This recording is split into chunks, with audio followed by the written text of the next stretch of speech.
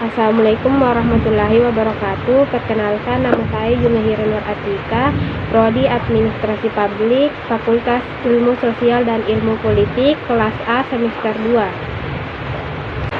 Yang pertama yang akan kita bahas yaitu rancangan organisasi dan analisis pekerjaan.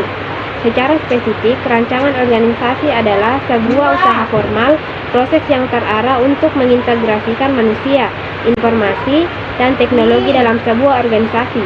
Rancangan organisasi digunakan untuk mempertemukan bentuk organisasi yang sedekat mungkin dengan tujuan yang ingin diraih oleh organisasi. Berikutnya, analisis pekerjaan. Analisis pekerjaan adalah suatu prosedur untuk menentukan tanggung jawab dan keterampilan yang dibutuhkan dari pekerjaan dan jenis barang yang harus dipekerjakan. Yang kedua yaitu rekrutmen, seleksi, pengenalan, dan penempatan sumber daya manusia. Sumber daya manusia merupakan faktor reproduksi yang harus ada dan relatif lebih penting bagi organisasi, karena hampir seluruh kegiatan operasional organisasi dilakukan oleh manusia.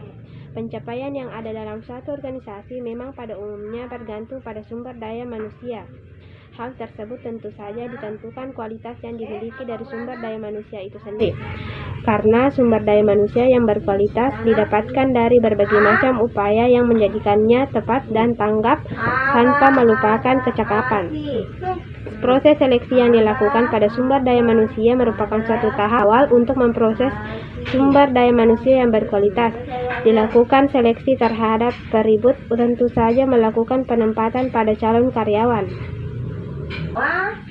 Penempatan calon karyawan biasanya dilakukan berdasarkan kemampuan yang telah ia miliki berbanding dengan sama posisi yang sedang dicari.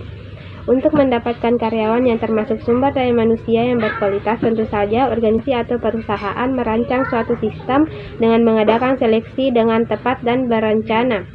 Saat calon karyawan tersebut dinyatakan sebagai karyawan dalam perusahaan, tentu saja di tahap selanjutnya dia akan mendapatkan uraian sekitar pekerjaannya. Hal tersebut lebih sering disebut dengan job deskriptif.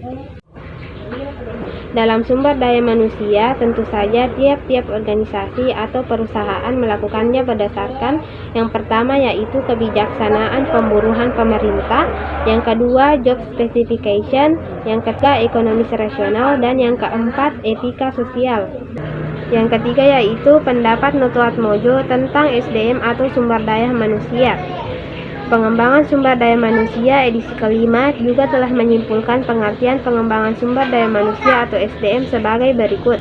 Pengembangan sumber daya manusia atau Human Resource Development secara makro adalah suatu proses peningkatan kualitas dan kemampuan manusia dalam rangka mencapai suatu tujuan pembangunan bangsa.